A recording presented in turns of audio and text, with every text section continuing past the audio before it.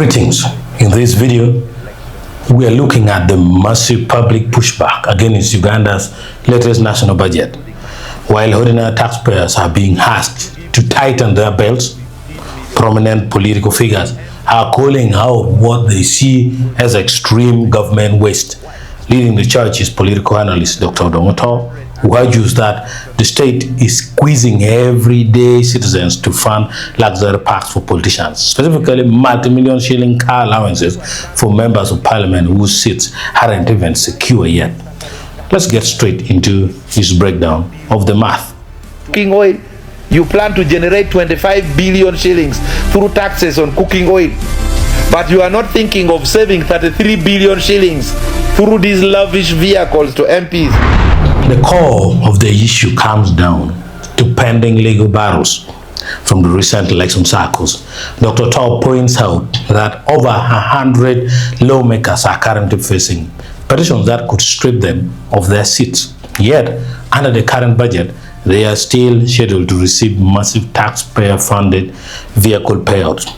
Take a listen to how he connects these luxury parks to the rising cost of basic household goods like cooking oil. There are 107 election petitions. 107 election petitions, including mine. Now, why should you give 315 million shillings to an MP who is most likely going to lose an election petition? Why? Because if you multiply 107 election petitions by 315 million shillings per MP for a vehicle, that one comes to 33 billion shillings. Why should the suffering taxpayers give 33 billion shillings to 107 MPs who are most likely going to lose their seats? And then you are taxing the ordinary man 200 shillings more on 1 liter of cooking oil. A poor man in Kashari, in Yumbe, in Komansimbi, you are adding taxes total of 400 shillings per liter of cooking oil. As Otto explains, the math simply doesn't add up. The government is heavily taxing sectors like border riders, which keep local youth employed, just to raise a fraction of what they are throwing away on parliamentary luxuries. What makes it worse is the potential for double spending. If an MP loses an election petition, the taxpayer has already bought them a car, and the state will turn around and buy another car for whoever replaces them. Without questions why anyone earning a massive government salary needs a handout for a personal vehicle. Lost 33 billion. If new MPs come, they would also be given 33 billion, making a total of 66 billion. Honestly speaking, are MPs special people to be subjected to this kind of waste? Really? Is there any MP going to parliament on a border?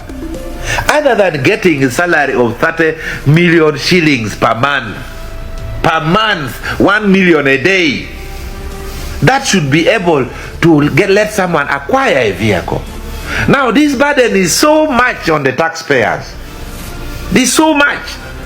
So the Speaker of Parliament, the Prime Minister of Uganda, the Chief Justice, let's save these 33 billion shillings for all those who have election petitions. These are strong views from political philosopher Odonga Otto. My thoughts.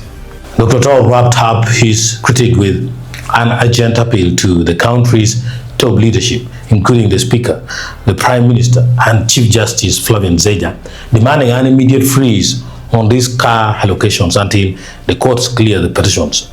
It's a debate centered on a simple question. In a tight economy, who should carry the burden, the citizens or the leaders? Thanks for watching. We will see you in the next episode.